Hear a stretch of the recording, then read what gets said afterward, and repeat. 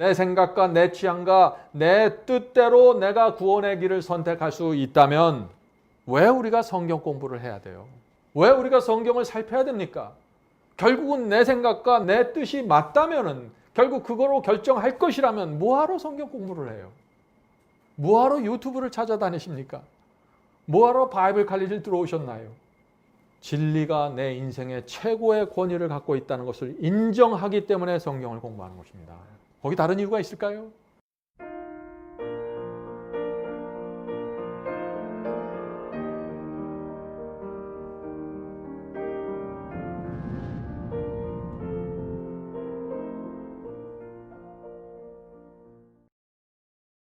자, 오늘 제가 나눌 말씀은 하나님을 끝까지 따라가는 방법입니다. 많은 분들이 주님을 영접하고 교회를 찾아옵니다. 그런데 교회 안에서 많은 영혼들이 길을 잃어버리게 되는 것입니다. 그래서 오늘 우리가 나누고자 하는 것은 어떻게 하면 우리가 하나님을 끝까지 따라갈 수 있을까 하는 말씀을 좀 나누려고 하는 것입니다. 사람들이 이 길을 잃어버리는 데는 이유가 있어요. 왜냐하면 우리가 교회 다니면서 전쟁을 해야 되기 때문에 그렇습니다. 이 전쟁은 말씀과 말씀이 부닥치는 전쟁입니다. 여러 가지 가르침이 교회 안으로 들어오면서 충돌하는 것입니다. 그 충돌과 전쟁을 바라보면서 우리가 결정해야 되는 것입니다. 이 전쟁에서 어떤 사람들은 겁을 먹고 뒤로 물러납니다. 그러나 어떤 사람들은 진리를 발견하고 그 위에 정확하게 서게 될 것입니다. 우리가 싸워야 할 전쟁은 말씀의 전쟁입니다. 이 전쟁을 통과하고 나면 우리는 하나님의 용사로 세워지게 될 것입니다. 왜냐하면 전쟁 중에서 무엇이 잘못이고 무엇이 진리인지 우리가 확인하고 발견하게 될 것이기 때문에 그렇습니다. 그런데 진리가 발견되는데 뒤로 물러나는 사람들이 있는 것입니다. 왜 그럴까요? 오늘 그 문제를 좀 같이 살펴보려고 하는 것입니다. 성도 여러분, 인생에는 길이 있습니다. 그런데 가는 길을 내가 정하면은 길을 잃어버립니다. 내가 갈 길을 여호와께서 정하시고 지도해 주시는 것입니다. 그 길을 따라가는 것이 우리의 인생이라 하는 것이죠. 그래서 예레미야 10장에 있는 말씀을 먼저 읽겠습니다. 예레미야 10장 23절입니다. 예레미야 10장 23절.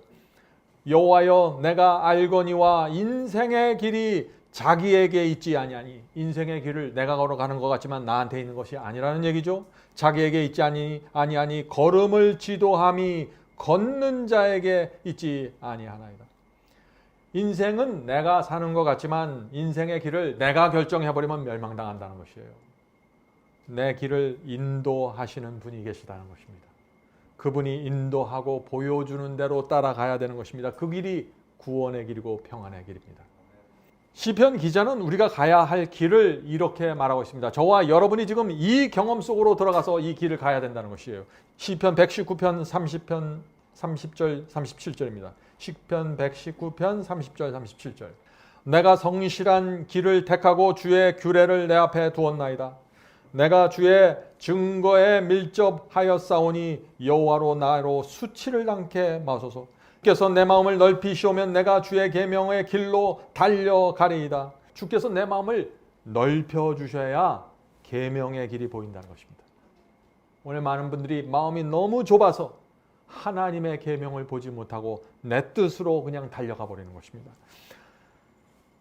여호와여, 주의 율례의 도를 내게 가르쳐소서. 내가 끝까지 지키리다. 가다가 중단하는 것이 아니에요. 끝까지 지키는 것입니다. 나로 깨닫게 하소서. 나의 주의 법을 준행하며 전심으로 지키리다. 나로 주의 계명의 첩경으로 행케 하소서. 내가 이를 즐거워함이니이다. 내 마음을 주의 증거로 향하여 하시고 탐욕으로 행치 말게 하소서. 내 눈을 돌이켜 허탄한 것을 보지 말게 하소서. 주의 도에 나를 소송케 하소서. 성도 여러분, 이것이 우리가 달려갈 길입니다. 그런데 우리가 어떻게 하면 주의 말씀을 전심으로 온 마음을 다해서 지킬 수 있을까요? 어떻게 하면 즐거운 마음으로 지킬 수 있을까요? 어떻게 하면 탐욕을 버리고 이 세상의 허탄한 것을 다 버리고 하나님만 바라보며 갈 수 있을까요? 두 가지가 필요합니다. 두 가지. 첫 번째는요, 내가 인생의 길을 가지만 걸음을 인도하는 분은 하나님이라는 사실을 인정해야 됩니다. 그래야만 내가 하나님께 모든 것을 맡기고 따라갈 수 있는 것입니다.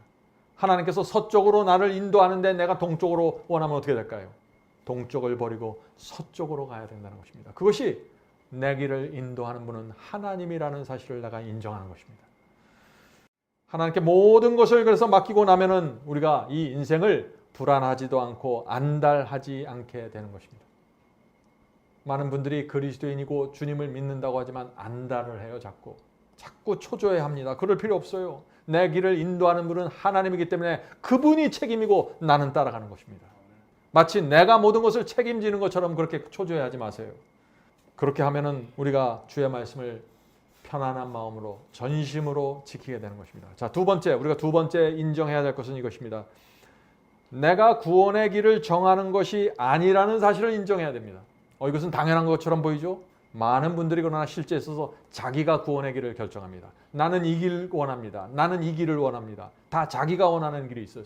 그래서 오늘날 수많은 교회에서 수많은 메뉴가 나와 있습니다. 메뉴대로 골라 먹으라는 얘기죠. 그것이 아닙니다. 하나님께서 정하신 길이 있는 것입니다. 오늘날 많은 사람들의 문제가 뭐예요? 구원의 길을 내가 정하려고 하는 것입니다. 내 생각, 내 인생관, 내 취향에 다르면 내가 그 길을 가지 않겠다는 것입니다. 한 번은 어떤 분이 저에게 이렇게 얘기했어요. 나는 내 경험을 통해서 구원의 길을 알게 되었습니다. 하나님께서 내가 경험한 그 구원의 길을 인정해 주실 것입니다. 어떻게 들으면 맞아도 어떻게 들으면 위험한 얘기입니다. 내가 경험했다고 다가 아니에요. 내가 알게 되었다고 다가 아닙니다. 내가 알게 된 것, 내가 좋아하는 것, 내가 깨달은 이 모든 것들이 성경 속에서 확증되지 않으면 아무 의미가 없는 것입니다. 그래서 그분은 저에게 이런 성경절을 제시했습니다. 자기는 이 말씀에 의해서 경험을 쫓아간다 그런 거죠. 저도 이 말씀을 좋아하거든요. 그런데 한번 들어보세요. 이사야 30장 22절입니다. 이사야 30장 22절. 너희가 우편으로 치우치든지 좌편으로 치우치든지 내 뒤에서 말소리가 내 귀에 들려 이르기를 이것이 정론이 너희는 이리로 행하라 할 것이며. 이 말씀은 정말 아름다운 말씀이죠. 성령께서 우리 양심에 이 길이 정론이 이리로 가라고 말씀해 주십니다. 예수께서 말씀하시기를 내 양은 내 음성을 안다고 하셨습니다. 그래서 하나님께서 이 구원의 길을 각 개인에게 정확하게 주시는 것은 사실입니다. 그런데 문제는 이것입니다. 정말 하나님께서 인도하시는 그 길, 성령께서 내게 알려주신 그 길이 정말 정확한지 아닌지 어떻게 알 수 있냐는 얘기죠. 확인할 수 있는 방법이 하나밖에 없어요. 그것이 무엇인가요? 그것은 성경 말씀입니다. 하나님의 말씀을 확증하는 것입니다. 내 느낌과 내 감정이 아닙니다. 성경이 구원을 확인할 수 있는 가장 분명한 방법입니다. 자, 제가 이렇게 말하면 또 하나의 질문이 따라옵니다. 그 질문은 무엇일까요? 그런데 만일 내가 하나님의 말씀을 오해하면 어떡합니까? 성경 공부를 하다가 내가 성경을 잘못 이해하면 어떻게 됩니까? 이상한 곳으로 가지 않습니까? 거짓 선지자를 만나서 이상한 복음을 받게 되면 어떻게 됩니까? 두렵습니다 하는 질문이 나오는 것입니다. 여러분들은 그런 생각을 안 해보셨나요? 그래서 우리에게 필요한 것이 뭐예요? 기도입니다. 말씀을 볼 때 기도하셔야 돼요. 간절하게 하나님께 거짓 복음으로부터 보호하고 진리를 찾게 해달라고 기도해야 되는 것입니다. 여러분이 정말 진심으로 기도하면 하나님께서 응답하실까요? 응답해 주시는 것입니다. 함부로 말씀에 대들지 마세요. 함부로 어떤 설교에 대들지 마시고 먼저 기도하셔야 되는 것입니다. 간절한 마음으로 기도하시고 한 걸음씩 가세요. 성경절과 성경절로 확인하면서 따라가셔야 되는 것입니다. 하나님께서 여러분을 인도하는 가장 분명한 방법은 문자로 기록된 성경 말씀입니다. 그것보다 더 정확한 것은 없어요. 그런데 하나님께서 우리를 거짓 복음과 잘못된 길로부터 보호해 줄 수 있는 조건이 있는데 그 조건이 뭐예요? 오늘 제가 이 말씀을 강조합니다. 그 조건은 구원의 길을 내가 결정하지 않는다는 것입니다. 여러분도 오늘 제가 이거를 여러 번 강조할 것입니다. 마음에 깊이 새기셔야 됩니다. 내가 결정하는 것이 아닙니다. 나는 인도하심을 따라가는 것이고 말씀을 확인하면서 가는 것입니다. 내 마음과 내 취향과 내 감정은 동쪽을 원하지만 하나님께서 서쪽이라고 말하면 다 내려놓고 서쪽으로 가는 것입니다. 그것이 내가 구원의 길을 결정하지 않는 신앙입니다. 이해하시겠습니까? 네. 성령께서 정말 우리가 이런 마음과 이런 심령과 이런 기도를 통해서 따라가면 성령께서 진리를 찾게 해주신다는 것입니다. 진리를 갖고 있는 사람을 만나게 하시고 진리의 말씀을 듣게 해주십니다. 그리고 혹시 내가 발을 잘못 디뎠을지라도 내가 진심으로 주님을 찾고 찾으면 성령께서 당신의 섭리로 또 인도해 주십니다. 여러분들 걱정하지 마세요. 실수할까 봐 걱정하지 마세요.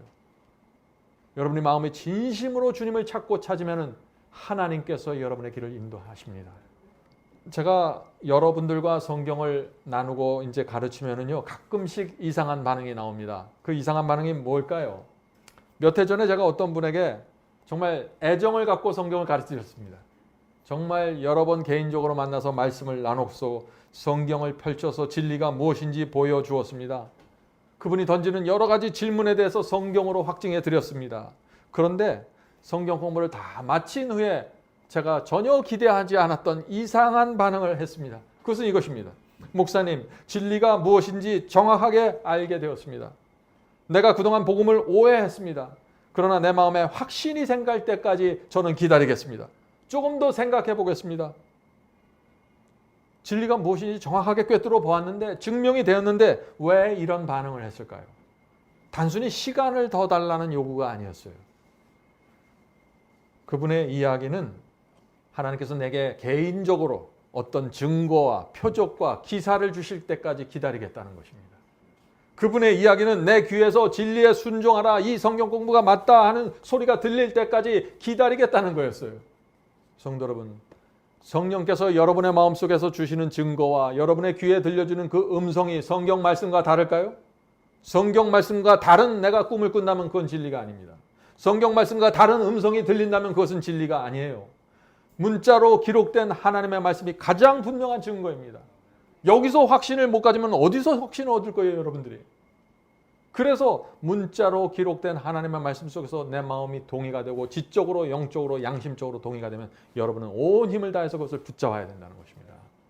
그것이 진리를 따라가는 자세입니다. 자, 이렇게 하면은 또 하나의 질문이 나옵니다. 그 질문은 무엇일까요? 그것은 이 질문입니다. 하나님께서 성령을 통해서 진리가 무엇인지 보여주셨는데 거절하는 분들이 참 많이 있습니다. 왜 그분들은 진리를 거절할까요? 하나님의 말씀이 무엇을 요구하는지 아는데 왜 말씀을 거절할까요? 하는 질문이 나오는 것이죠. 그렇죠? 하나님의 말씀은 영감이라고 믿고 있고 하나님의 말씀이 진리라고 다들 믿고 있어서 뭐 어떤 교파에 속하든지 이것은 동일합니다. 근데 막상 진리가 정확하게 제시가 되면은 주저하는 것입니다. 거절하는 것이죠. 왜 이런 현상이 나타날까요? 하나님의 말씀과 내 생각이 충돌하기 때문이죠. 지적으로는 하나님의 말씀을 이해하고 동의했어요. 그런데 그 말씀, 그 하나님의 말씀 속에 내가 좋아하지 않는 것이 포함되어 있다는 것입니다. 내가 원하지 않는 것이 포함되어 있어요. 그래서 거절하는 것입니다. 성도 여러분, 오늘날 많은 분들이 하나님의 말씀 속에 내가 좋아하지 않는 것, 내가 동의하고 싶지 않는 것, 내가 원하지 않는 것, 내 취향이 아닌 것, 내 인생관과 맞지 않는 것이 나타나면 거절하는 것입니다. 그런데 조심하셔야 됩니다. 바로 여기서 넓은 길과 좁은 길이 갈라져 버리는 것입니다. 하나님의 말씀만 따라가면 항상 그건 의의 길이고 좁은 길이에요. 진리의 길이에요. 근데 그 하나님의 말씀이 가다가 내 본성과 내 본능과 내 느낌과 내 생각과 내 인생관과 내 철학과 충돌해 버리는 것입니다. 자꾸. 그럴 때 사람들은 두 갈래 길을 놓고 결정하는 것입니다. 여기서 조심하셔야 된다는 것이에요. 여러분이 어디에 가치를 갖고 있는지 거기서 나타나게 되는 것입니다. 성도 여러분, 한번 생각해 보세요. 내 생각과 내 취향과 내 뜻대로 내가 구원의 길을 선택할 수 있다면 왜 우리가 성경 공부를 해야 돼요? 왜 우리가 성경을 살펴야 됩니까? 결국은 내 생각과 내 계획과 내 뜻이 맞다면은, 결국 그거로 결정할 것이라면 뭐하러 성경 공부를 해요? 뭐하러 유튜브를 찾아다니십니까? 뭐하러 바이블 칼리지를 들어오셨나요? 진리가 내 인생의 최고의 권위를 갖고 있다는 것을 인정하기 때문에 성경을 공부하는 것입니다. 거기 다른 이유가 있을까요? 없는 것입니다. 내가 임의로 정해서 믿으면 되는데 말씀에 가서 구태여 내가 확인할 필요가 없다는 것이에요. 그래서 제가 오늘 말씀드리는 제목이 겸손입니다. 주님을 따를 때 우리에게 가장 필요한 것이 무엇일까요? 라고 질문하면은 겸손이라고 대답하셔야 되는 것입니다. 왜 우리가 겸손해야 될까요? 겸손해야만 주님을 끝까지 따라갈 수 있습니다. 겸손이 무엇인가요? 겸손이 무엇이에요? 머리를 숙이고 낮은 자세로 목소리를 부드럽게 말하는 것이 겸손입니까? 성경이 말하는 겸손은 그것이 아니에요. 성경이 말하는 겸손은 하나님과 동행하는 겸손입니다. 미가서 6장 8절 보겠습니다. 미가서 6장 8절입니다. 사람아 주께서 선한 것이 무엇임을 내게 보이셨나니. 하나님께서 우리를 인도하실 때 선한 것이 진리가 무엇인지 정확하게 보여주면서 요구하시는 것입니다. 내게 보이셨나니 여호와께서 내게 구하시는 것이, 자, 하나님께서 우리에게 구하시는, 요구하는 것이 무엇이에요? 공의를 행하며 인자를 사랑하며 겸손히 내 하나님과 함께 행하는 것이, 걸어가는 것이 아니겠느냐. 하나님께서 원하시는 것이 뭐예요? 공의입니다. 사랑입니다. 그리고 겸손히 하나님과 함께 걸어가는 것입니다. 겸손하지 않으면 하나님께 걸어갈 수 없습니다. 내 취향과 내 뜻과 내 요구가 분명하면 하나님과 동행할 수 없어요. 내 뜻이 하나님의 뜻과 일치할 때까지만 같이 가게 됩니다. 그래서 어느 때 순종하는 것처럼 보여요. 언제까지? 내 뜻과 하나님이 같을 때까지. 그러나 내 뜻과 하나님의 뜻이 충돌할 때는 내 뜻으로 가버리는 것입니다. 그래서 동행이 끝까지 이어지지 못한다 하는 것이죠. 성도 여러분, 겸손이 뭐예요? 내 뜻을 버리고 하나님의 뜻을 따라가는 것입니다. 동행이란 우주를 지배하는 하나님과 나가 나란히 서서 손을 잡고 걸어가는 것입니다. 어떤 태도가 있어야 될까요? 어떤 마음이 필요합니까? 동행이란 이 지구 최고의 권력자 미국 대통령과 가끔 전화하는 것, 그 정도의 수준이 아니에요. 말씀 한마디로 우주를 창조하신 하나님과 내가 동행하는 것입니다. 그것이 하나님의 약속이고 허락입니다. 하나님께서 그렇게 해 주시겠다는 것이에요. 언제? 내가 겸손할 때 말이죠. 겸손해서 구원이 이루어지는 것입니다. 성도 여러분, 하나님의 말씀 앞에 납작 엎드려서 굴복하세요. 그것이 하나님께서 원하시는 겸손입니다. 그것이 저와 여러분의 최고의 행복입니다. 그런데 많은 분들이 겸손이, 하나님께서 원하시는 겸손, 그것이 무엇인지를 몰라요. 그래서 교회에서 겸손하게 보여요. 그런데 하나님의 말씀 앞에서 오면은 딱 머리를 세우는 것입니다. 그래서 하나님께서 어쩔 수 없이, 할 수 없이 때때로 가난과 고난이라는 아픔을 우리에게 허락하시는 것입니다. 질병을 허락하십니다. 왜요? 겸손을 좀 배우게 하기 위해서 하는 것입니다. 어떻게 해서든지 이 영혼을 겸손하게 만들어서 내가 인도하는 길로 따라가 줘야 할 텐데, 슬픔과 고통 속에서 우리가 하나님 앞에 나가 기도하면서 겸손을 배우게 되는 것입니다. 그래서 성도 여러분, 겸손은 하나님의 말씀 앞에서 내가 내 자신을 낮추고 엎드리는 것입니다.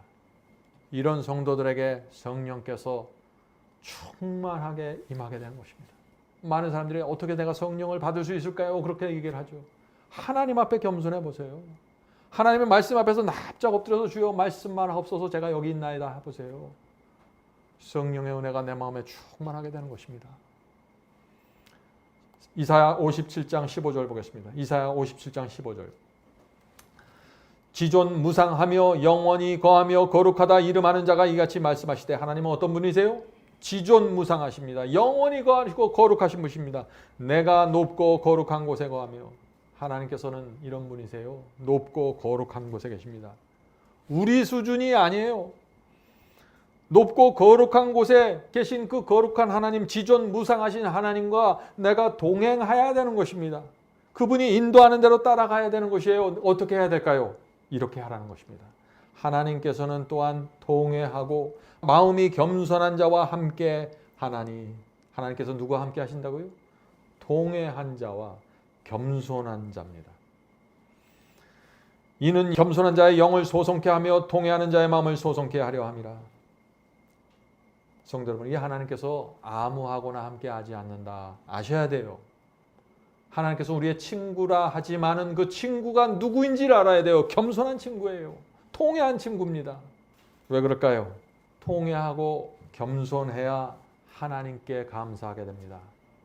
하나님을 내 인생을 다 맡길 수 있는 분으로 인정할 수 있게 돼요. 언제요? 내가 통회하고 회개하고 겸손하게 될 때.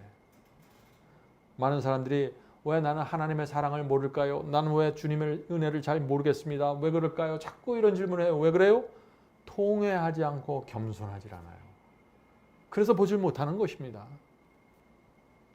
우리가 정말 주 앞에 나가서 통회하고 겸손해 있으면은 하나님께서 주고자 하는 모든 경험이 우리에게 옵니다. 어떤 경험이 올까요? 내가 아무것도 아니라는 사실을 먼저 깨닫게 됩니다. 나에게 무엇이 가장 필요한지 알게 됩니다. 내 약점이 무엇이고 내가 무엇을 고쳐야 할지 깨닫게 됩니다. 통회하고 겸손한 이 사람을 하나님께서 가장 높은 수준의 영성으로 끌어가십니다. 복잡하게 생각하지 마세요. 내가 어떻게 성화될 수 있을까? 내가 앞으로 어떻게 경건하게 살 수 있을까? 복잡하게 생각하지 마세요. 시작이 어디예요? 겸손입니다. 주 앞에 나가 통회하는 것입니다. 나머지는 하나님께서 책임져 주시는 것입니다. 저희 마지막 사명에서 천사의 아침 방문이라는 이름으로 아침마다 우리 예배드리죠. 여기 그렇게 예배 참석하시는 분들 많이 있는 걸 제가 알고 있습니다. 웹사이트와 유튜브에서 매일 아침 9시에 저희가 생방송으로 예배드리고 있습니다. 여러분들 시간이 되시면 꼭 참석해 주시길 바랍니다. 아침 묵상을 드리는 이유가 뭐예요? 무엇을 얻기 위해서 우리가 아침 말씀 묵상에 참여합니까?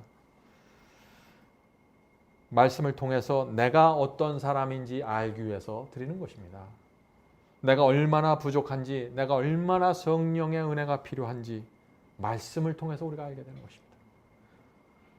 내가 통회한 경험이 무엇인지, 겸손한 경험이 무엇인지 그걸 배우기 위해서 말씀을 보는 것입니다. 성도 여러분, 우리가 말씀 앞에 자주 나가지 않고 하나님의 말씀을 소홀히 여기면은 문제가 생겨요. 어떤 문제가 생길까요? 여러분들 이런 경험 해보지 않았어요? 말씀을 자주 대하지 않으면요, 내가 내 자신에 대해서 만족해버려요. 나는 아무것도 아니라는 사실을 잊어버립니다. 내가 잘나서 여기까지 온 줄 알아요. 하나님의 말씀이 멀어지면 성령의 음성도 멀어지게 됩니다. 분명하게 들리질 않아요. 그래서 이게 내 생각인지 하나님의 뜻인지 자꾸 혼돈하는 것입니다. 왜 그럴까요? 하나님의 말씀으로 내 양심을 날마다 씻지 않으면 하나님의 뜻과 음성이 희미해집니다. 성도 여러분, 이런 증세가 우리에게 나타난다는 것은 무엇을 뜻하는 것이죠? 그것은 내가 영적으로 연약해지고 있다는 것입니다. 내가 연약해지면 반드시 나타나는 또 하나의 문제, 그것이 무엇일까요? 그것은 내 모본을 그리스도로 두지 않고 자꾸 사람과 나를 비교하게 됩니다. 내가 저 사람보다는 경건하지, 내가 저 사람보다는 많이 순종하지, 내가 지금까지 이룬 것 이것도 안 하고 저것도 안 하는데 나는 꽤 잘 나가고 있는데, 이렇게 만족하게 되는 것입니다. 자기도 모르는 사이에 이런 증세가 나오는 것입니다. 겸손이 사라지는 것입니다. 우리 속에 이런 증세가 나타난다는 것을 내가 인식할 때 어떻게 돼야 돼요? 다시 말씀으로 가서 말씀으로 내 자신을 씻고 통회하고 겸손으로 들어가게 해달라고 기도해야 되는 것입니다. 성도 여러분, 우리가 정말 하나님 앞에 나가 내 자신을 낮추고 겸손하게 정말 하나님께 간청하면 하나님께서 응답하실까요? 하나님께서 반드시 응답하시는 기도가 이 기도입니다. 나를 겸손으로 낮추게 해달라는 기도 맞죠. 그런데 그 기도가 응답돼서 오는데 하나님께서 응답하시는 그 방법은 대부분의 사람들이 좋아하는 방법이 아니에요. 어떻게 응답하실까요? 하나님께서 어떤 때 나를 아무도 도와줄 수 없는 상황 속으로 들어가게 하십니다. 내 힘으로 아무것도 할 수 없는 상황 속에 들어가 버려요. 그럴 때 우리가 비로소 하나님은 누구고 내가 누구인지 알게 되는 것입니다. 겸손을 배우게 되는 것이죠.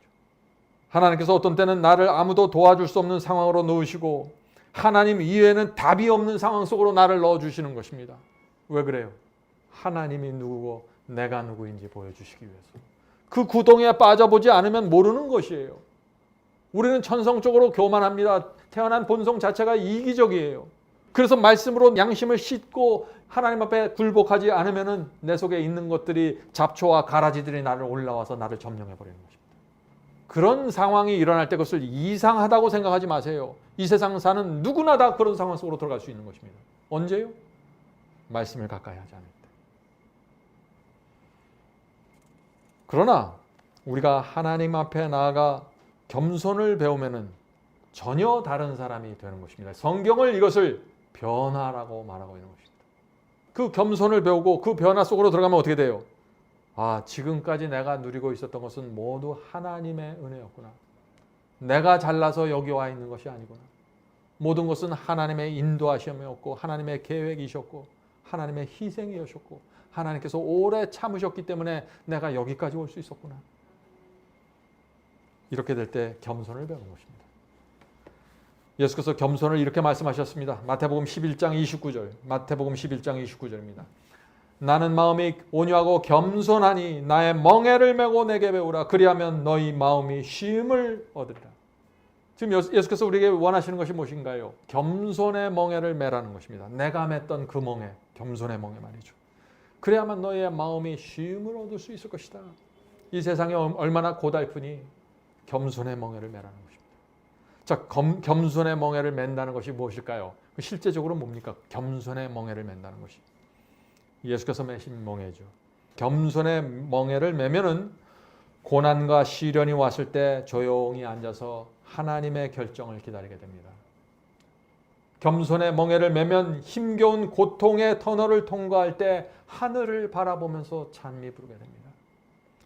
모욕과 오해를 받을 때 보복하지 않기로 결정하게 됩니다. 겸손의 멍에를 매면 말이죠. 겸손의 멍에를 매면 다른 사람의 비난과 무시에 대해서 민감하게 반응하지 않게 됩니다. 왜요? 내 인생을 다 하나님께서 인도하신다는 걸 내가 알기 때문에, 인정하기 때문에 그런 것입니다. 겸손의 멍에를 매면은 누군가 내 주변에서 스스로 높아지려고 하고 스스로 잘난 척하려고 할 때 내가 그 뒤에서 끌어내리지 않게 됩니다. 그 영혼을 불쌍히 보면서 기도하게 되는 것이죠. 겸손의 멍에를 맨 자들입니다. 겸손의 멍에를 매면 내가 교회에서, 사회에서 가장 많은 봉사와 희생을 했을지라도 내 자신을 가장 낮은 곳에 두려고 애쓰게 됩니다. 겸손의 멍에를 맸기 때문에 이렇게 되는 것입니다. 겸손의 멍에를 매면 시험과 환난이 왔을 때 마음에 두려움이 있지만 겸손히 주 앞에 앉아서 기다리면서 기도하게 됩니다. 겸손의 멍에를 매면 이 세상과 교회 안에서 위대해지고자 하는 야망을 버리게 됩니다. 겸손의 멍에입니다. 이런 멍에를 매면 내 영혼이 쉼이 있다는 것입니다. 예수께서 이 멍에를 메고 이 세상을 살아갔던 것입니다. 그래서 바리새인들이 도전하고 바리새인들이 무시하고 율법사들이 하찮은 인간으로 대접했을 때 하늘의 왕께서 고개 숙이고 길을 걸어가셨던 것입니다. 겸손의 멍에를 매면은 나보다 못한 사람에게 지적당하고 책망받을 때 형제여 알려줘서 고맙습니다. 제가 노력하겠습니다. 이렇게 대답하게 된다는 것입니다. 성도 여러분, 주께서 우리에게 요구하시는 것은 이 겸손의 멍에입니다. 그래야 너희들이 이 땅을 살 때 피곤하지 않을 것이야. 진리의 길을 갈 때 사람들이 너희를 비난하고 무시해도 너의 영혼 속에 평안이 있고 하늘이 주는 확신을 갖고 걸어가게 될 거야. 나는 마음이 온유하고 겸손하니 나의 멍에를 메고 내게 배우라. 그리하면 너희 마음이 쉼을 얻으리라. 얼마나 아름다운 말씀입니까? 이 단순한 말씀 하나만을 여러분의 생애 속에, 신앙 속에 받아들이면 여러분이 완전히 자유로운 세계로 들어가게 되는 것입니다. 내 주변에 무엇이 일어나든지 나는 주님을 따라가게 되는 것이죠. 성도 여러분, 우리가 겸손을 잃어버리면요, 우리의 본능에 의해서 우리가 살아가게 됩니다. 겸손이 사라지면 본성이 올라와서 나를 지배해버려요. 신앙도 본능적으로 하게 되는 것입니다. 그래서 어떻게 돼요? 내 본능적, 내가 구원을 만들어내려고 애를 쓰게 됩니다. 겸손을 잃어버리면 그렇게 돼요. 천국 가고 지옥 안 가기 위해서 어떻게 해요? 이것도 하지 말고 저것도 안 하려고 애를 쓰게 되는 것이에요. 네? 거짓 종교들이 바로 여기서 시작되는 것입니다. 제가 오늘 좀 이상한 얘기하는 것 같죠? 잘 얘기 들어보세요. 천국 가기 위해서 수천 배, 300배, 뭐 1000배 절을 하잖아요. 만들어내려고 하는 것이죠. 신을 기쁘게 해서 깊은 절까지 찾아가잖아요. 정성을 다하잖아요. 그래서 쉼이 없는 것입니다. 신의 분노를 풀어드리기 위해서 내가 올라가서 반드시 정성을 들여야 된다는 정신에 빠져 있는 것이에요. 내가 만들어내려고 하는 정신입니다. 오늘날 기독교 안에 또 이 정신이 들어와 있어요. 사실은. 성경은 그와 정반대입니다. 성경은 이렇게 얘기합니다. 하나님께서 구원을 위해서 너희가 할 수 있는 것은 아무것도 없다고 말씀하세요. 하나님 앞에 납작 엎드려서 주여 이 죄인을 불쌍히 여겨 주시옵소서. 주께서 가르쳐 주시고 알려주시면 제가 그대로 하겠습니다. 그 외엔 전 모르겠습니다. 이게 겸손입니다. 성도 여러분, 이 구원은 우리가 만들어낼 수 있는 것이 아니에요. 구원은 우리의 손에 다 있는 것이 아닙니다. 하나님께서 이 구원을 이 세상 누구도 만질 수 있고 건드릴 수 없는 높이에 달아놨어요. 그러나 하나님께서 우리를 붙잡고 올려주시는 것입니다. 그 어떻게 올려주시나 오늘 우리가 그것을 살펴보려고 하는 것이에요. 구원은 십자가에 흘린 하나님의 피로 시작되는 것입니다. 내 결심과 내 결단이 아니에요. 하나님의 피를 내가 온 마음으로 받아야 하는 것입니다. 그리스도의 피와 희생을 내가 온 마음으로 받아들이면 어떻게 될까요? 하나님 감사합니다. 이 죄인을 위해서 베풀어 주신 은혜 제가 감당하기 어렵습니다. 제가 어떻게 살아야 될까요? 주여 알려주시옵소서. 겸손입니다. 주 앞에 굴복하게 되는 것입니다. 그리스도께 온 몸을 던지고 이 완악한 마음이 주 앞에 떨어져서 깨어지게 되는 것입니다. 그래서 이런 고백을 하는 것입니다. 주여, 제 유일한 소망은 그리스도의 피입니다. 그리스도의 피가 아니었으면 저는 죽을 수밖에 없는 죄인입니다. 더 이상 제 경건, 제 의에 의지하지 않고 하나님을 의지하겠습니다. 주께서 주시는 대로 받고 주께서 주는 대로 받고 감사하며 살겠습니다. 더 이상 바라지 않겠습니다. 이것이 구원이고 겸손입니다. 이것이 은혜의 종이 된 사람의 모습입니다. 성도 여러분, 구원은 단순하지 않습니까? 이 우리의 심령 그 하나만 변화되면 되는 것이에요. 나머지는 열매로 열리는 것입니다. 많은 사람들이 열매를 만들어내려고 하죠. 이것도 하고 저것도 하지 않으면서 열매를 먼저 만들어내려고 해요. 내 의지와 내 계획과 내 노력으로 말이죠. 그리고 그 결과로 내 마음이 변화될 줄 아나요? 안 됩니다. 방향이 잘못되었습니다. 우선순위가 달라야 됩니다. 마음의 중심에 들어가서 이 마음이 변화되면서 행위와 겉모습의 열매들이 맺혀지는 것입니다. 겉모습으로 경건을 조작해내려고 하지 마세요. 포기하세요. 그거는. 우리의 심령이 정말 그리스도의 피에 들어가서 그 은혜로 깊이 들어가 버리면은 병든 영혼이 근원부터 치료가 되게 됩니다. 죄가 떨어져 나가게 되는 것이에요. 구원의 경험이 어떻게 이루어지는지 여러분들이 아시겠죠? 아주 단순한 것입니다. 처음 주님을 영접하고 주님의 뜻대로 살려고 애쓰는 분들이 계시죠. 저도 그랬습니다. 열심히 있어서 이것도 안 하고 저것도 안 하는 그런 아주 놀라운 열심으로 제가 살았어요. 처음에. 그런데 그러다가 함정에 빠졌어요. 열심히 살려고 하는 분들이 빠지는 함정이 있다는 것이에요. 열심히 사는 건 나쁘다는 얘기가 아닙니다. 그런데 실수할 수 있다는 것이에요. 어떤 실수일까요? 내 힘으로 무엇을 해보려고 하는 것입니다. 왜요? 세상에서 오랫동안 그렇게 살아왔거든요.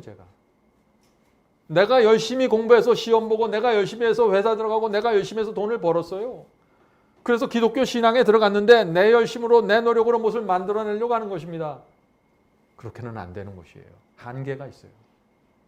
주님의 뜻대로 살고 싶어서 이것도 안 하고 저것도 안 했습니다. 그런데 참된 겸손의 경험이 무엇인지 모르겠는 거예요. 마음이 허전한 것입니다. 근데 제가 그때 고민하고 있는데 어떤 미국 목사님이 저희 교회 와서 설교를 하는데 이런 질문을 던졌어요.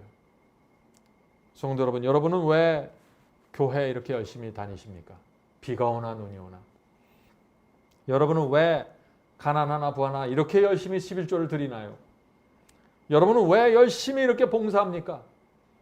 여러분은 열심히 왜 이렇게 생활을 개혁하고 이것도 안 하고 저것도 바꿔보려고 노력하십니까?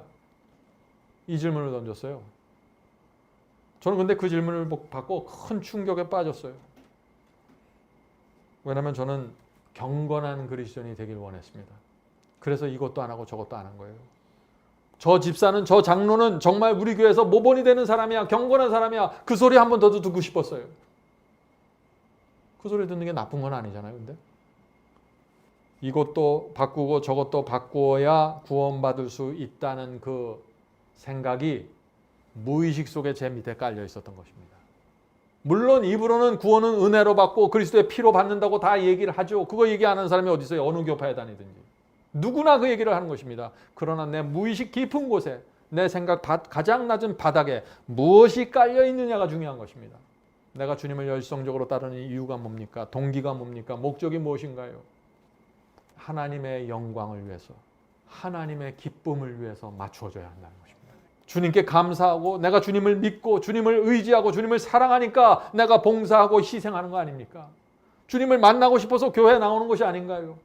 이것 위에 다른 이유가 있으면 그것은 문제가 있다는 것입니다. 주님께서 나에게 모든 것을 주셨기 때문에 내가 11조 드리는 것이 아닙니까? 구원 받으려고 하는 것이 아닙니다. 지옥까지 안으려고 하는 것도 아니에요. 성도 여러분, 구원은 그리스도의 피로 이루어지는 것입니다. 십자가의 피와 은혜에 내가 정말 감사하고 주의 사랑이 우리의 가슴 속에 저며 들어오면은 우리는 뒤를 돌아다 보지 않게 되는 것입니다. 밭을 가는 사람은 뒤를 돌아다 보면 안 됩니다. 앞만 보면서 가야 되는 것입니다. 뒤에 다리가 있으면 다리를 끊어야 됩니다. 다시 돌아갈 수 없도록 끊어야 되고 남은 길을 가세요. 그것이 그리스도의 은혜와 사랑에 굴복한 영혼의 모습입니다. 많은 사람들이 가다가 자꾸 돌아보고 다시 다리로 건너서 돌아가려고 그래요. 옛생애로 돌아가려고 그래요. 그래 갖고는 되는 게 아니에요.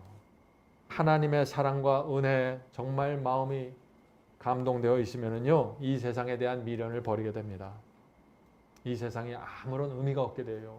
가장 중요하고 가장 가치 있는 것이 무엇이라는 것을 알았기 때문입니다.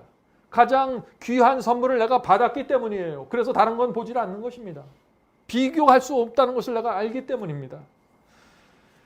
그래서 똑바로 앞만 보고 하늘 도성 향해 가는 길입니다. 하늘 가는 높은 길입니다. 좁은 길이죠. 성도 여러분, 이 겸손해야 하나님의 사랑이 뭔지를 알게 됩니다. 겸손해야. 많은 사람들이 이런 얘기를 하죠. 교회를 수십 년 다녔는데 하나님의 사랑을 제가 모르겠습니다. 하나님의 은혜가 뭔지를 모르겠어요. 그래서 신앙이 안 됩니다. 저는 자꾸 이런 얘기를 하는 거예요. 이유가 있어요. 겸손하지 않아요. 겸손하지 않으면 어떻게 되나요? 하나님은 무섭다고 불평하게 됩니다. 하나님은 이것저것 나에게 요구하는 게 너무 많다고 생각하게 되죠. 하나님의 사랑과 은혜를 몰라서 그래요. 겸손하지 않은 거예요. 그래서 성경에서 내 생각과 내 취향과 조금만 다른 것이 나오면 자꾸 고민하는 것입니다. 왜 성경이 이렇게 기록되어 있을까? 나는 마음에 들지 않는다라고 생각하는 것이죠. 겸손한 자가 하나님을 만나게 됩니다. 겸손한 자가 하나님의 사랑을 알게 되고 그 사랑을 알아야만 신앙은 시작되는 것입니다. 좁은 길같이 보이지만 즐겁고 가벼운 마음으로 이 세상 누구도 줄 수 없는 확신을 갖고 그 길을 걷게 된다는 것입니다.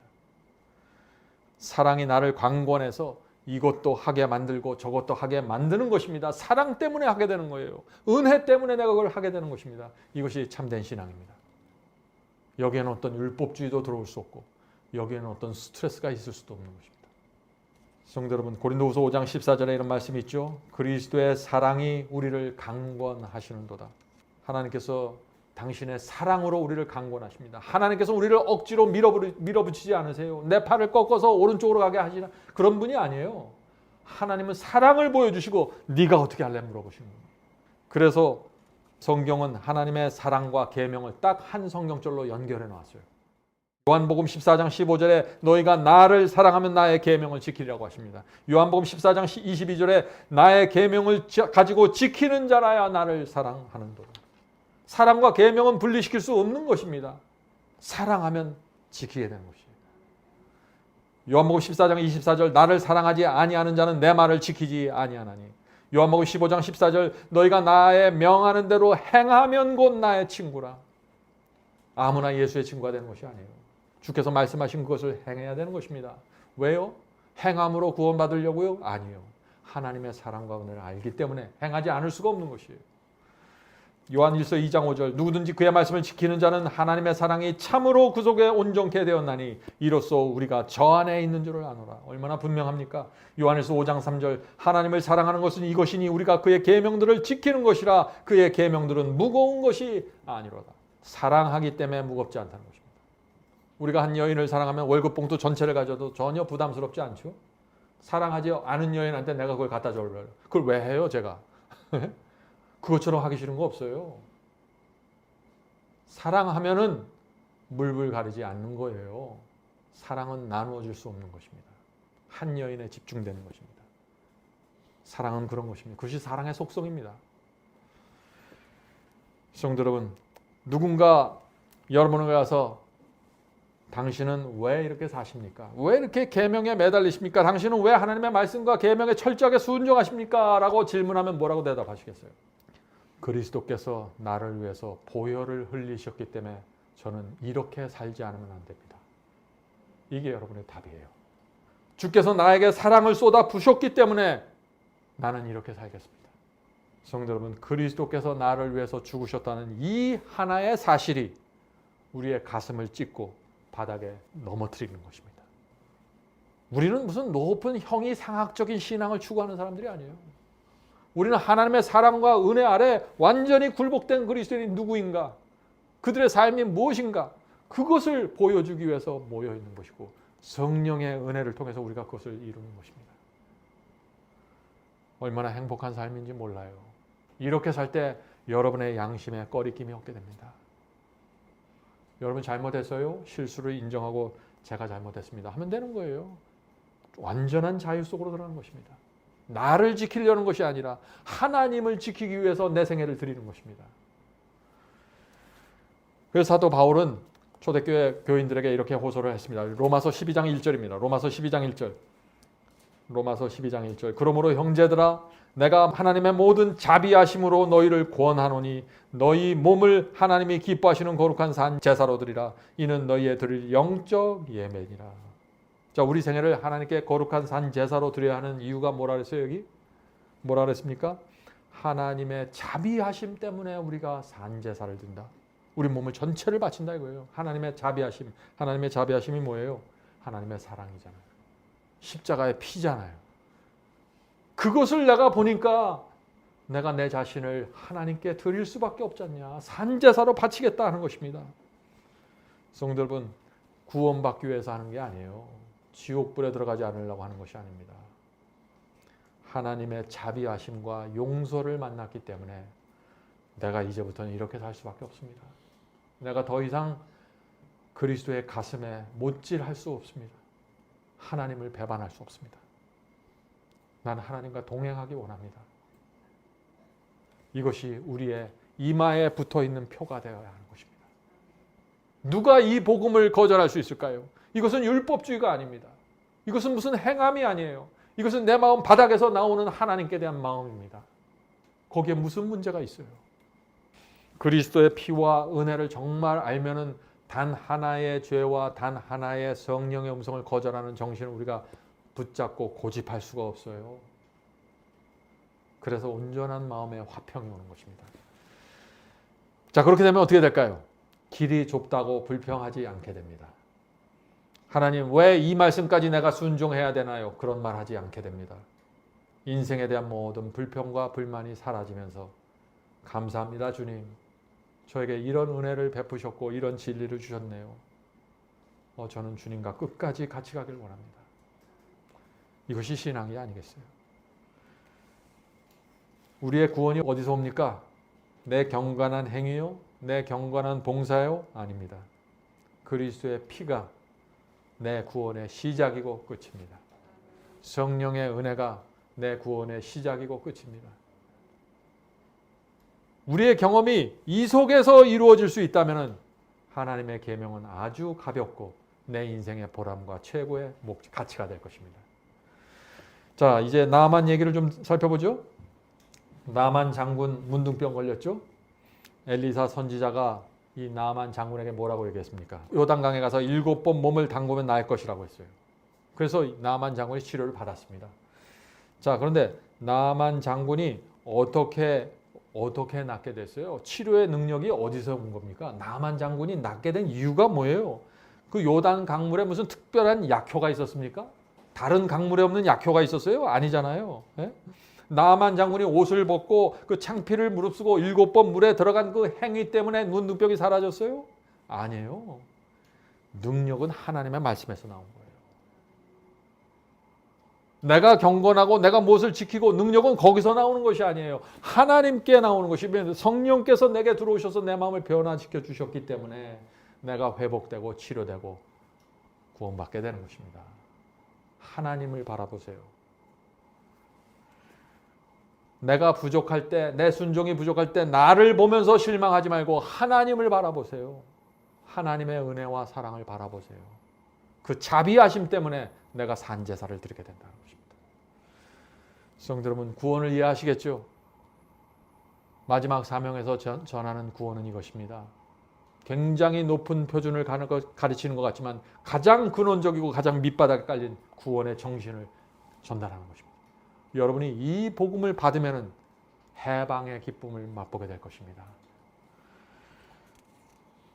하나님은 우리를 치료할 수 있고 우리 마음을 정결할 수 있고 우리를 회복시킬 수 있습니다. 여러분이 어떤 죄에 빠져 있든 간에 지금 무엇을 고집하든 간에 하나님께 나가 겸손한 마음으로 기도하고 매달리면 하나님께서 고쳐주십니다. 그것을 믿는 것이 믿음입니다. 자, 발람 이야기를 보죠. 이스라엘 백성이 가나안 바라 앞에 모압 평지까지 갔습니다. 거기 그 장면에서 누가 나오죠? 발락 왕이 나오죠. 발람 선지자가 나옵니다. 자, 발락 왕이 이스라엘 백성이 아모레인들을 완전히 제압하고 무찌르는 것을 다 봤어요. 마음에 겁이 났습니다. 저 이스라엘 사람들이 자기들에게 오면은 큰 문제가 생기겠구나 하고 깨달은 것입니다. 그래서 어떻게 됐어요? 머리를 쓰기 시작했죠. 그래서 이스라엘을 이길 수 있는 방법을 생각했는데 그것은 무엇이라고 생각했어요? 이스라엘의 선지자 발람에게 찾아가서 이스라엘을 저주해달라고 내가 부탁을 해야겠다. 그렇게 생각한 것이에요. 말이 안 되잖아요, 사실. 발람은 이스라엘 선지자예요. 근데 그 이스라엘 선지자가 어떻게 이스라엘을 저주하겠어요? 그때 발락 왕은 그렇게 생각하는 거예요. 왜? 우상 숭배자는 다 그렇게 생각해요. 돈이면 안 되는 게 없다고 생각하기 때문에. 저 선지자에게 돈을 듬뿍 갖다 주면은 내 뜻을 따라오겠지. 그래서 이 부하들, 신하들을 보내서 선지자 발람에게 가서 이스라엘을 저주해달라고 요청했어요. 발람이 어떻게 대답했습니까? 민수기 22장 8절입니다. 민수기 22장 8절. 발람 선지자가 그들에게 이르되 이 밤에 여기서 유숙하라. 여호와께서 내게 이르시는 대로 너희에게 대답하리라. 모압 귀족들이 발람에게서 유하니라. 자, 무슨 뜻입니까? 오늘 밤에 발락 왕 당신이 원하는 것을 내가 하나님께 가서 물어보겠습니다 라고 대답한 거예요. 이 말 할 필요 있는 얘기예요? 할 필요 없는 얘기예요? 할 필요 없는 얘기예요. 이 얘기를 왜 해요? 묻지 말아야지. 이거 쓸데없는 얘기 하지 말라고 가라 그래야죠. 근데 물어보겠다고 그러는 거예요. 왜 그래요? 왜 발람 선지자에게 이런 태도가 나타났을까요? 발락 왕이 가져다 둔 뇌물이 좋았던 것입니다. 저 발락 왕에게 잘 보이면 자기의 인생에 꽃이 필 수 있다고 생각한 거예요.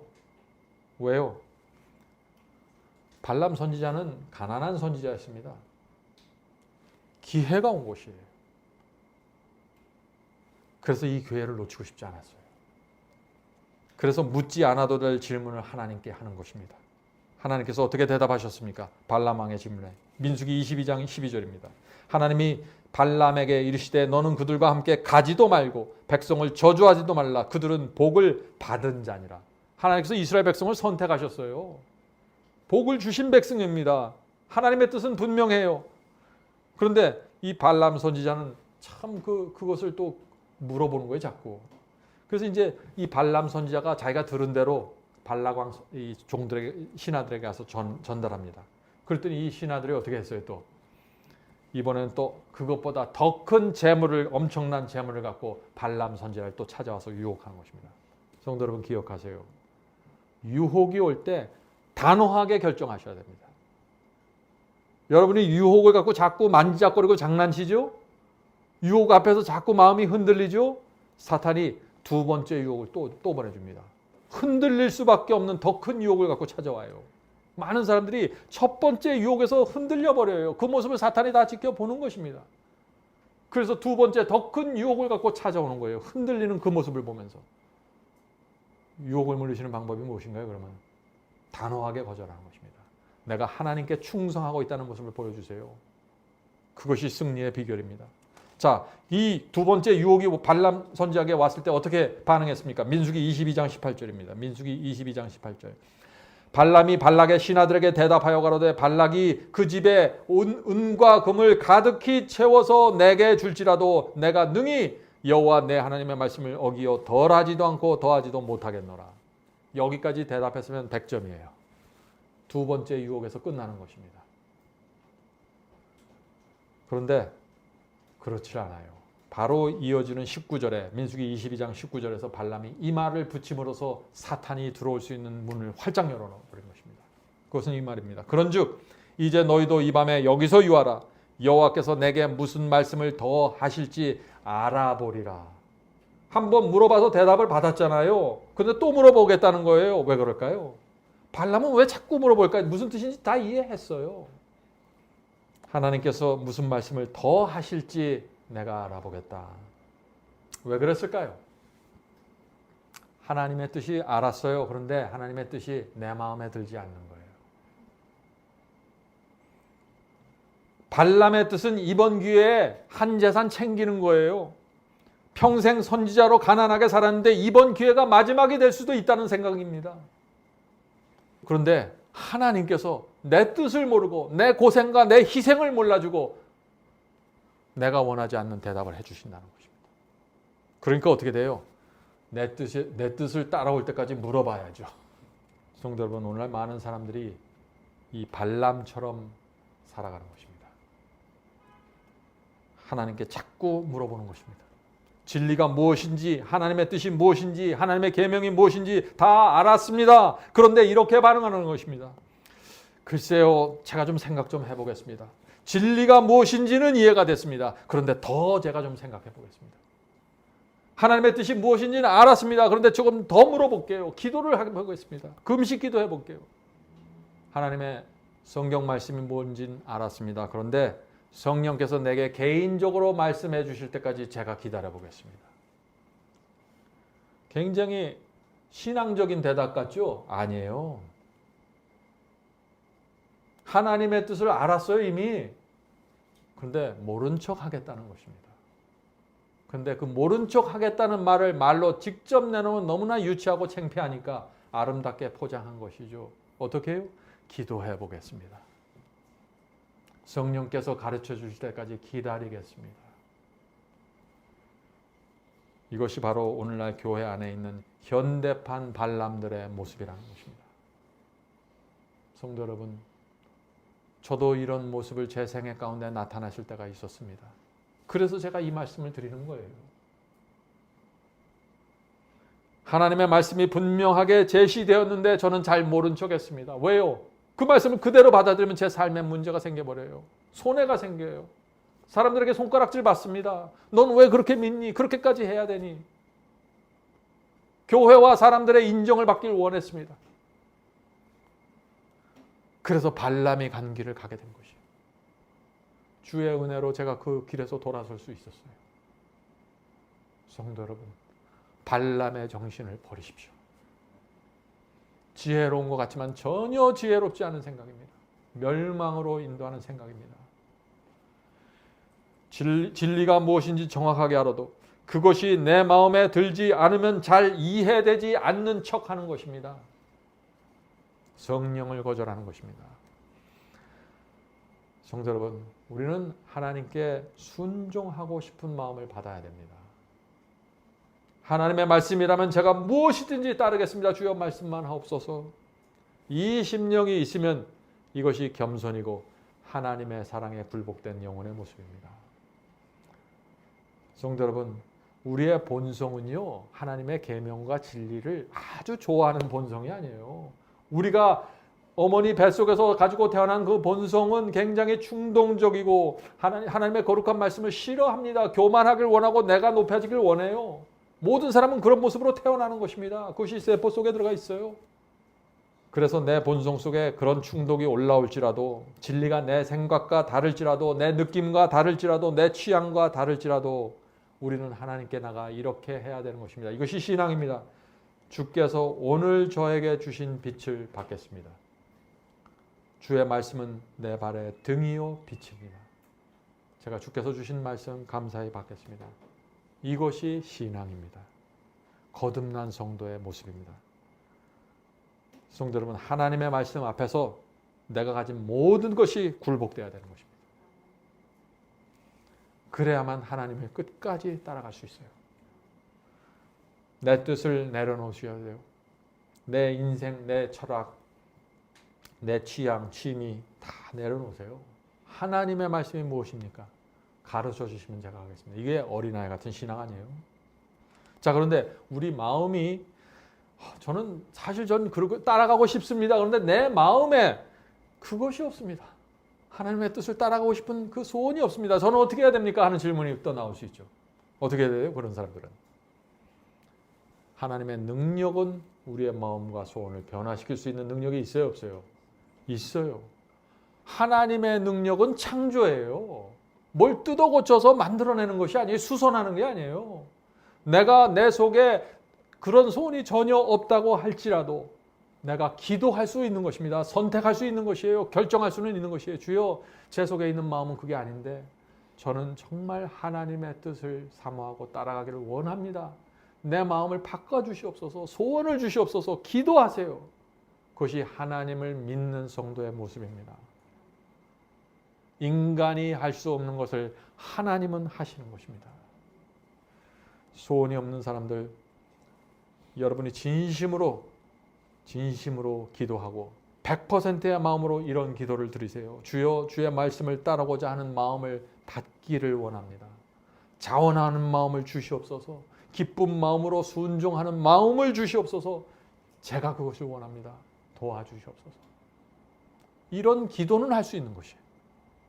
우리가 이런 기도를 들을 때 하나님께서 그 불쌍한 영혼을 가까이 오셔서 역사하기 시작하시는 것입니다. 성도 여러분, 내 마음은 원해도 내 본성은 충돌할 수 있어요. 우리가 그것을 이해해야 돼요. 많은 분들이 이걸 이해하지 못해요. 나는 예수님을 잘 믿기 원하는데 왜 내 속에서 왜 자꾸 내가 원하지 않은 이런 충동이 올라올까? 이상하게 생각하지 마세요. 모든 사람은 동일합니다. 아무리 경건한 사람도 그것이 있어요. 그것은 내 뇌세포 속에 박혀 있는 것입니다. 부모로부터 물려받은 것이에요. 그 뇌세포에 박혀 있는 그 악한 성향이, 악한 충동이 나를 자극할 수 있다는 것입니다. 유혹과 시험이 올 때 말이죠. 그래서 예수께서 뭐라 그래요? 예수께서 나를 따라오는 방법을 분명하게 말씀하시잖아요. 누구든지 나를 따르려거든 자기를 부인하고 십자가를 지고 나를 따르라. 왜 내가 내 자신을 부인해야 돼요? 내 속에서 아무것도 성경 말씀과 진리와 충돌되는 것이 없는데 내가 왜 내 자신을 부인해야 돼요? 근데 예수께서 말씀하시잖아요. 너희는 너희 자신을 부인해야 된다. 십자가를 져야 된다. 그래야만 나를 따라올 수 있어. 이것이 주님을 따르는 방법이에요. 이 사실을 인정하셔야 된다는 것입니다. 우리 속에서 충동과 느낌이 시시때대로 올라오죠. 그 느낌대로 살아가면 어떻게 돼요? 맨날 초콜릿 먹어야 돼요. 네? 맨날 초콜릿 한 바켓씩 먹어야 돼요. 맨날 낮 12시까지 잠자야 되고, 마약하고 싶으면 마약하고, 술 먹고 싶으면 술 먹고, 충동과 느낌대로 살면 그렇게 되는 거예요. 근데 우리는 그렇게 살기를 원하지 않잖아요. 왜요? 주께서 나를 따라오거든 네 자신을 부인하고 십자가를 지고 오라고 했으니까. 저 사람이 한마디 하면 10마디 하고 대꾸해 줘야 돼요. 왜? 내 충동이니까 그것이. 근데 우리는 그것을 원하지 않습니다. 내 자신을 부인하고 십자가를 지는 신앙을 우리는 원하는 것이죠. 그것이 신앙이에요. 진리는 그래서 내 경험에 의해서 결정되는 것이 아닙니다. 제가 마지막 결론으로 드리는 것입니다. 내 경험이 중요합니까? 중요합니다. 그러나 내 경험 때문에 진리가 결정되는 건 아니에요. 내 경험은 불안할 수 있어요. 부족할 수 있습니다. 그 사실을 항상 인정하셔야 돼요. 그리고 내 경험을 항상 하나님의 말씀 속에 들어가서 비교해야 되는 것입니다. 다시 내 자신을 부인하고 십자가를 지고 진리를 받고 가는 것입니다. 그것이 하나님을 끝까지 따라가는 방법입니다. 성도 여러분, 이제 말씀을 좀 마치도록 하겠습니다. 우리 속에 나만 같은 정신과 충동이 올라올 때 놀라지 마세요. 그런 것들이 나타날 수 있습니다. 그런데 그것을 나타날 때 어떻게 하느냐가 중요한 것이죠. 내가 내 자신을 부인하고 십자가를 질 것인지. 우리 속에 발람 같은 정신과 충동이 올라올 수 있습니다. 아무리 경건한 사람도 올라올 수 있습니다. 그런데 문제는 그것이 올라올 때 내가 원하는 것을 갖기 위해서 하나님의 뜻을 자꾸 물어보지 마세요. 발람처럼. 정확하게 진리를 알았는데 자꾸 물어보지 마세요. 하나님 마음이 참 아프세요. 그럴 때는. 내 자신을 부인하고 십자가를 지고 내가 깨닫고 확신한 진리를 받으시면 되는 것입니다. 그것이 신앙입니다. 하나님의 뜻이 무엇인지 분명하게 알았으면은 이제 더 이상 모른 척 하지 마세요. 하나님의 마음이 아픕니다. 성도 여러분, 이제 우리의 생애는 하나님을 기쁘게 하는 데 맞춰줍시다. 그것은 겸손하고 통회한 경험입니다. 성령께서 우리 모두에게 그런 길로 인도해 주시길 제가 간절히 바랍니다. 하늘에 계신 저희들의 아버지, 저에게 겸손을 가르쳐 주시옵소서. 저희 마음속에 겸손이 사라질 때 성령을 통해서 저에게 가르쳐 주셔서 겸손을 회복시켜 주시옵소서. 하늘에 계신 아버지, 저희가 하나님을 끝까지 따라가기를 원합니다. 주여, 저희를 불쌍히 여겨주시고 그리스도의 피 앞에 굴복하게 도와주시옵소서. 하나님의 사랑과 은혜가 저희의 가슴을 쳐서 하나님의 뜻대로 사는 것이 소망이고 기쁨이고 즐거움 될 수 있도록 도와주시옵소서. 하늘에 계신 아버지, 오늘 이 자리에 무릎 꿇고 있는 영혼들 각자를 기억해 주시고 이제 새롭게 빛을 받고 주 앞에 나온 영혼들입니다. 마지막 때 여자의 후손이 되기를 간절히 사모하는 영혼들입니다. 주여, 이제 시작하는 이 영혼들, 주께서 각자의 영혼을 찾아주시고 필요한 것을 공급해 주시고 말씀으로 그 앞의 길을 인도해 주시옵소서. 이 교회 안에서 하나님께서 원하시는 교제가 이루어지고 하나의 아름다운 신앙 공동체가 돼서 우리가 남은 생에 살아갈 수 있도록 도와주시옵소서. 예수님의 이름으로 간절하게 기도드립니다.